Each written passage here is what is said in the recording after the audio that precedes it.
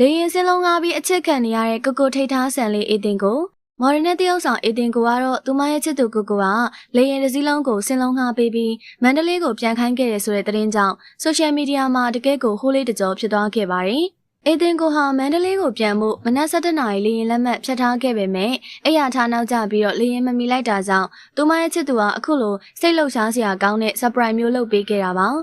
ကျေးဇူးပါကိုဆိုပြီးတော့လေသူမကိုဆဆရခ ्यू ဆိုင်ပေးတဲ့ချစ်သူအစ်လေးအကြောင်းကိုဝမ်းသာအားရနဲ့မျှဝေလာခဲ့ပါတယ်။ဘသူမှလေရင်မတက်ခင်အရင်တက်ခွင့်ရပြီးတော့လေရင်တစ်စီးလုံးမှာသူမတယောက်တည်းစီးသွားရတဲ့ပုံရိပ်လေးတွေကတော့တကယ်မိန်းကလေးအားလုံးရဲ့အိမ်မက်ထဲကမင်းသားလေးနဲ့တွေ့လိုက်ရတယ်လို့ပါပဲ။ချမ်းသာကြွယ်ဝတဲ့ချစ်သူရဲ့လိုလိုက်မှုကိုအပြည့်အဝရရှိထားတဲ့သူမရဲ့သတင်းကြောင့်ပရိသတ်တွေကလည်းတကယ်ကိုအားကျစရာကြီးဆိုပြီးတော့ဝိုင်းဝန်းပြောဆိုနေကြပါတယ်။လေရင်ပေါ်မှာတယောက်ထဲလွတ်လွတ်လပ်လပ်စီးလာရတဲ့သူမရဲ့ပုံစံကတကယ်ကိုလူကုန်နဲ့ဆန်ပြီးကြည့်ရတာမိုက်လုံးနေတာအမှန်ပါပဲ